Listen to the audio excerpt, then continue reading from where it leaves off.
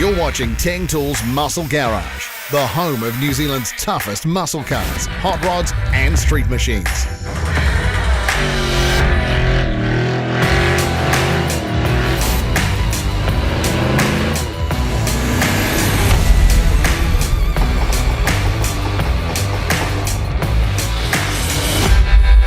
Muscle Garage is proudly brought to you by Teng Tools in association with Mount Shop, Maguire's and Niedercar. Coming up, two very different labours of love. Coach building an all-aluminium special at Bodymods in Hamilton and Sean and Angie's elite handcrafted 33 Ford Roadster. But before that, it's our mates at Niedercar kicking things off. This week, they send us to see what USA Haulers Pickup Roundup is all about. Labour Weekend's Pickup Roundup is an event put on by Truck Club USA Haulers. The club was founded by Alan Smith back in 2014. The concept hasn't been hard to sell, amassing 400 members in 4 short years. The mission statement? A family-friendly group of American pickup truck enthusiasts. Many local hot rod clubs have a year-based cut-off, but not the haulers. So while a pickup-only event sounds all a bit niche, it sure didn't feel like it. With examples from the early 40s right up to the modern muscle trucks and Detroit's Big Three well represented, really, the only thing in common was the tray on the back. All my life since I was 15, I've owned Chevy Coupes and Chevy trucks. And I just love trucks. So that's why we started the club, because it was getting more and more trucks going to events. And a lot of events don't accept the later model trucks. So we thought we'd start a club that accepts everything from the oldest to the newest. Once humble working class heroes, the popularity of the pickup has skyrocketed of late. You need only check out the country's best-selling vehicles for proof of that, and it's a trend reflected worldwide, including the US. And that love of the trusty hauler extends to the more classic examples too. I've always liked trucks. I've got a ute and just the trucks stand out. It's really sort of taken hold in the last sort of few years, really. I mean, the more they've grown in popularity, I think the grown in value as well, which is pretty good, really. You try and buy a pickup in the States now and it's just unbelievable. The prices of them are sky high. The Pickup Roundup made the most of October's Labour Weekend, the extra day off allowing entrants to make their way to the Taupo base from all over the show. And the dust wouldn't settle once there. Saturday saw the convoy make the trek across to the Rotorua Lakefront Reserve for the day before returning to Taupo for a show and shine on Sunday. Attending the roundup from Matamata was Sharon and her 54 F100. 351 Windsor engine with Cleveland heads and a T5 gearbox. I've always liked the F100s. I liked the 56 when we were at a car show at Karapiro, and I saw this one for sale and just fell in love with it. I liked the black and just liked the look of it. And this is my first truck run for me, debut.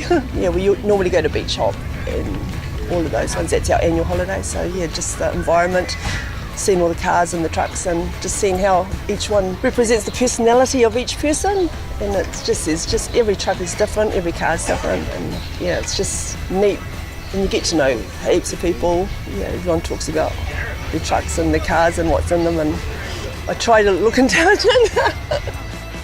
Adding a bit more sparkle to their spot in the shade, Cherie and Mark Silson in Cherie's 66 GMC. The truck's Cherie's. I just fix it. 383 stroker with a trick flow top end kit. Good for 500 horse. Wanted a pickup truck. He's already got a classic car. He's got a Monaro, so he wanted something different. Yeah. And something different to what was around the area. There's not many of them around. The earlier up to the 59 model was just dearer. I mean, these are a bit more, friendlier money-wise. Yeah, so I mean that's why we chose that. A truck that drove as good as it looked sitting still, Warren's 57, melding classic Chev style with a modern drivetrain and independent front end. It's a 1957 Chevy pickup, running an LS1, an auto, 4-stage auto and an 8-inch Ford diff. I imported the vehicle, would you believe it, 23 years ago, and it's only been on the road just about 6 months now. Originally we put a 350 in it, and then in the early 2000s we evolved into our LS1. We bought a Camaro, wrecked out of Japan, got all the running gear, probably about 2002, 2004. Other things come up, so it's sat in the background for a long time, and the last 4 years I've spent a hell of a lot of time finishing it off. We bought the pickup originally because it was, in those days it was a bit different. There wasn't many around, but they're very popular now. It's probably turned out a hell of a lot more better than what I ever thought it was going to be. I think if I had built it 10 years ago, it wouldn't have been to this standard. So yeah, I'm pleased I took so long to do it, and it's come out probably better than what I ever thought it would be. It's a 5060 100, and it's yeah, I put a 350 Chev and everything in there, and I've cammed it and alloy heads and everything on it, and basically built it up from just a pile of rubbish when I took it home, actually, on a trailer, and taken me about 4 years to get it to this stage. So yeah, I've got it going pretty good now, the best as I can get it, I think. Started doing it, and I wasn't originally supposed to turn out like this. It was just supposed to paint it matte black and everything, and yeah, as time grew on, it ended up costing me an absolute fortune. But but yes, it's come out really nice in the end. And just in case a paddock full of cool pickups wasn't a good enough excuse, the Roundup was for a good cause too. All money raised going to the charity organisation Life Education Trust. Not a bad look for these big bad gas guzzlers. Years ago when I first started in hot rodding, you were frowned upon, you know. But now the cars have got a lot better, people have got better, well, older, and we all do stuff for the local communities. They raise some money, and whatever money we raise goes to them.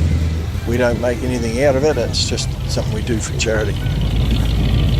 Okay, we've still got plenty to come on Teng Tools Muscle Garage in the form of one elite level 33 Roadster and this handcrafted all aluminium special. But first, we're back for a second look around the Teng Tools Grand National Rod and Custom Show. It's a show within a show. The name on the gate is CRC Speed Show, but it's this hall we always make a beeline for. And it seems we're not alone. The Teng Tools Grand National Rod and Custom Show has rapidly cemented its place as the event to showcase and, in many cases, unveil your high-end build. 2018 show didn't disappoint, with plenty of very fresh vehicles making their public debut, including Venom, the jaw-dropping 65 Mustang, the latest from the Matamata Panelworks stables. Palmerston North Rod Shop Cruise and Customs came far from empty-handed with both the Szymanski's blown 540 Cube HT Monaro and the Collins Stelling 55 Nomad. They had good company in the form of Lou Picton's flawless 69 Camaro RS. 5 years under the knife, the build got underway at All Speed Customs in the States before completion at Auckland's International Motorsport. This is no by-the-numbers Camaro, with a Roadster shop chassis being grafted into the 69 body. While it's a stunner sitting still, it goes alright too thanks to the highly detailed supercharged 427 Cube LS7.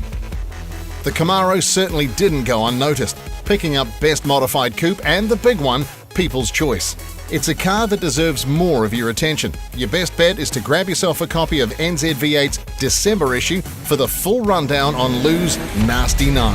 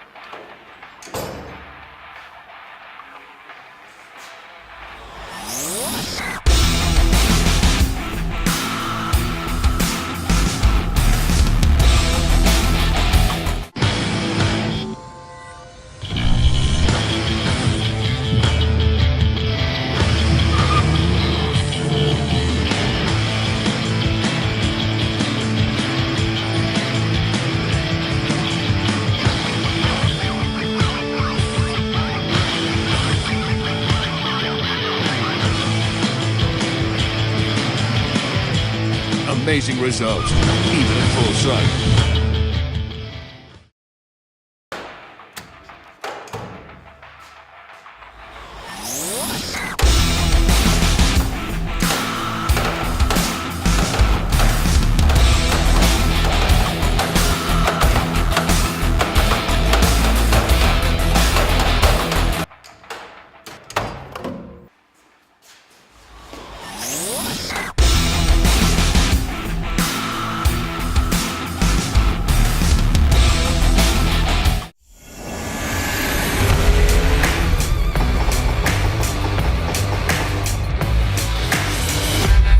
You're back with Teng Tools Muscle Garage, proudly brought to you by Teng Tools, in association with Mount Shop, Maguire's and Niedercar.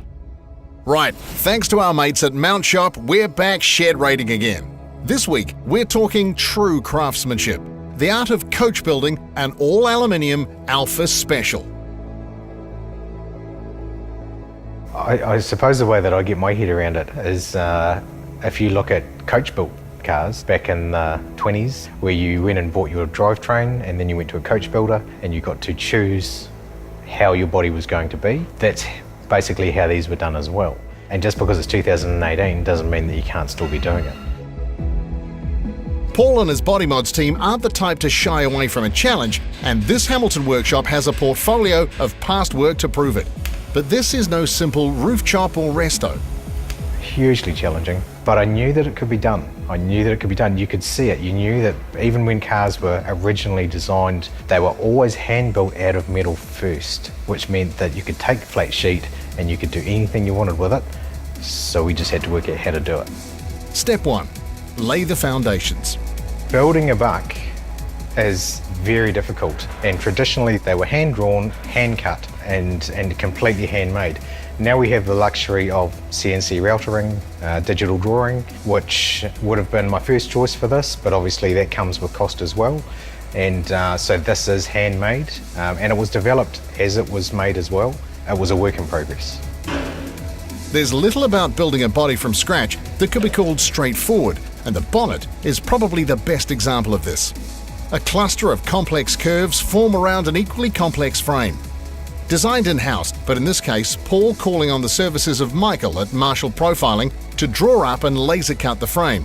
The finished part, hundreds of hours of fusing form with function. This was probably one of the bigger parts of the car, was the design and the manufacturing of this bonnet. You don't want it to look handmade, you actually want it to look factory. That's, you want it to look like it's been manufactured by a factory, drawn professionally. But you're actually hindered by motors sticking through holes and that sort of thing. The scoop's actually higher than I would have liked it to be, but it's not optional. So you're having to work with all those dimensions and then actually come out with something that is visually pleasing at the end of it as well. Keeping in mind you also have to be able to manufacture the part. So imagining it is one thing, actually fabricating it is another. Here's the completed bonnet. It's all finished and ready to go, including the bonnet scoop. At the moment it's temporarily bolted in place. Those will be replaced with rivets, but there it is ready to go on the car. So that's the hard part out of the way. All downhill from here then. One of the features of this particular car is the bolt flange lines. The customer, he likes a certain industrialness to what he's doing. A lot of people would have had this as a one-piece side, whereas he likes the bolted together joins, which are insanely difficult to do because there's no room for error. They have to be 100%, there can't be any gap is visible. All the flange lines, especially the two through the side, they're hand formed and obviously through radiuses, and they are quite difficult to get a good result. Basically, they are a bolted together flange. That's what they look like from behind. Cheated on this one because it's done in the folders, so that was straightforward. But the car itself, it has two down the sides, and to make life really interesting, it has one straight through the centre. So if you're standing and looking from behind the car, there's a flange line that goes straight up through the middle, which again, if it's wrong, would be blatantly obvious. If we've done a good job of it and got it right, most people won't look twice at it. For what at first glance seems a simple shape, it doesn't take long for the details to draw you in. From the folded edges around the cockpit and bonnet, the 3mm panel gaps, to the beautiful yet functional frame tail section, further complicated by that flange line. The devil and ours are in the detail, and this handcrafted skin and frame is just one part of a big picture. It's hard to imagine where this car's going because these guys are very clever and they will add a lot more to it. I'm not privy to everything that they're going to actually do with it. I do know that what they do, they always do well, And it's quite exciting to see it evolve once it leaves here. You know, we're happy with what we've achieved. They'll just take it and make it better.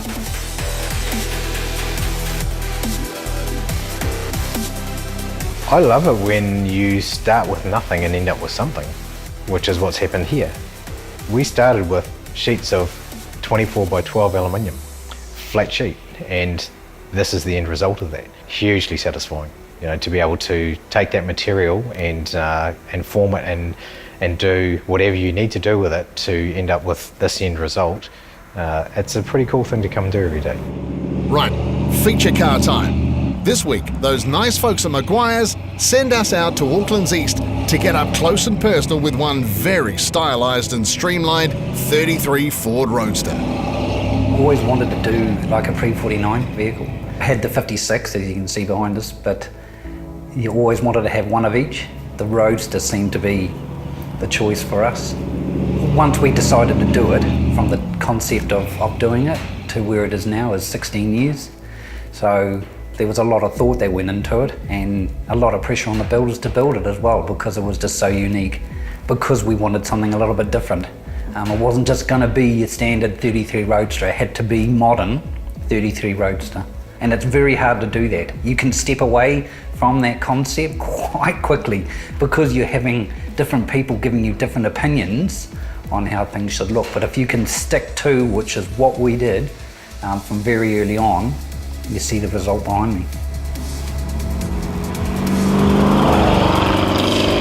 Keeping the course straight and true was inspiration in the form of American auto designer Tom Gale's 33 Roadster. Its influence is easy to see in this car.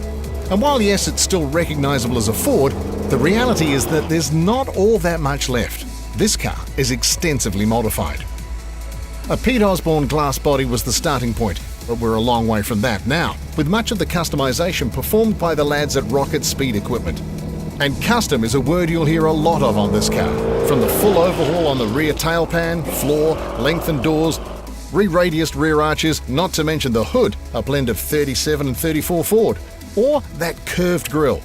This one started as a glass mould, then 3D scanned for mocking up in mild steel, before finally the stainless steel version was cut and welded together. A monumental task just for one piece of the puzzle, but this obsessive commitment to proportion and detail is without doubt key to the success of the final car. Absolutely, because you can 100% get it wrong. You can make it look wrong. You've got to get the stance right, you've got to get the body shape right, you've got to get that bonnet right, you've got to get the grille right.